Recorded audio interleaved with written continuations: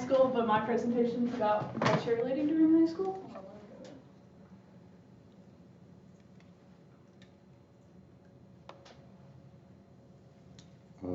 Bottom right next to the Zoom bar.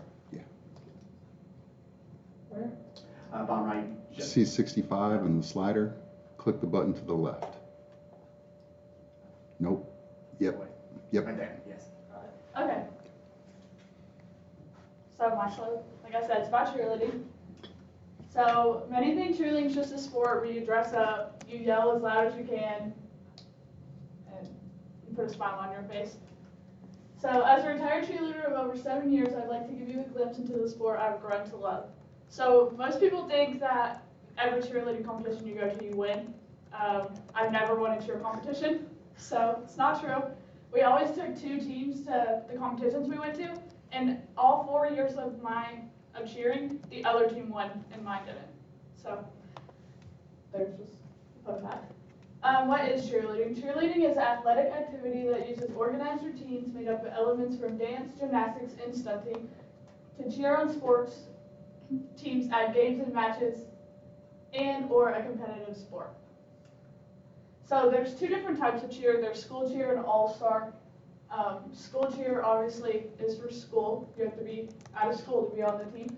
It focuses on providing spirit and support for the other academic teams at their school. They use pom-pom signs, like slogans, to yell at the crowd, basically, just to try to get a more loud crowd to help their team win, I guess. And then there's all-star cheer, which you cheer at a gym. It's not anything like the school. All you do is compete. There's all different types of divisions. You could be any age level for all-star. You don't have to be like in high school or anything. That's why it's so different. There's no props or anything like that. You're just yelling and yeah, there's no props. Cheer scores are made up of, like, they go to 100 points. There's 3 different divisions. There's tumbling, which is running tumbling, standing tumbling, or jumps. And then there's also building skills, which are pyramids, baskets, like tosses thrown in the air, and then just regular stunts. The overall routine is, and then there's also overall. So there's tumbling, stunting, and then overall, which is just based on your execution and what your face looks like, basically. You have to keep a smile on your face or you're not going to win. In the mid-1800s, cheerleading was an all-male sport. So, guys, if you were born in the 1800s, you were probably a cheerleader. It was concluded by gymnastics, stunts, and crowd leadership. Cheerleading was considered equivalent in masculinity of football. In the 1920s, cheerleading was required activity in school for boys. You had to cheer if you were a boy. After World War II is when the women took over the sport because the men had to go to the war. That's why women cheer now. Unlike basketball and football games, they have multiple quarters and games in a season to make up for their mistakes. Cheerleaders have 2 minutes and 30 seconds to perform the routine they worked on all year, so they have 1 chance to get it right, and if they mess up, then it's over for you. Sorry. So yeah, all the hard work you trained for in the past year is thrown away if you make 1 mistake. There's no going back. Some fun facts are President Roosevelt, Ronald Reagan, and George Bush were all cheerleaders. So over 50% of cheerleaders participate in other sports along cheer. They don't just cheer.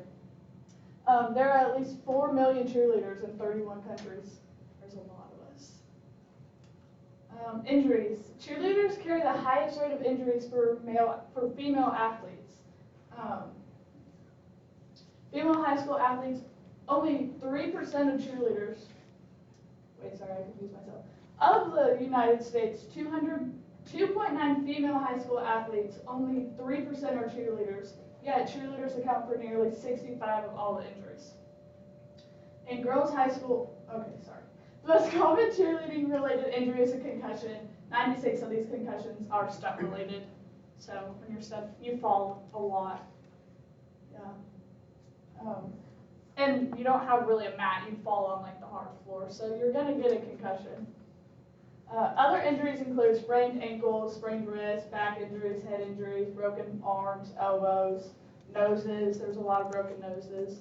A lot of people, if you wear earrings, your ears will get ripped out. Like, your earrings will rip a hole in them, so that did not happen to me, thank goodness.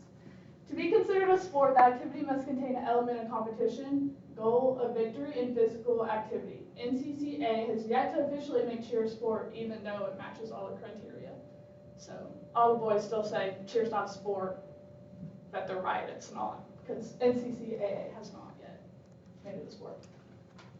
And that's it, there's my excited.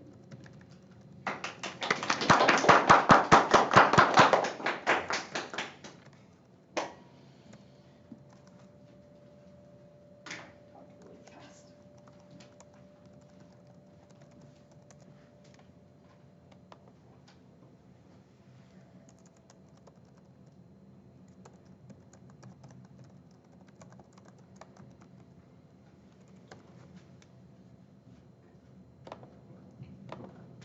By the only one. I think you are.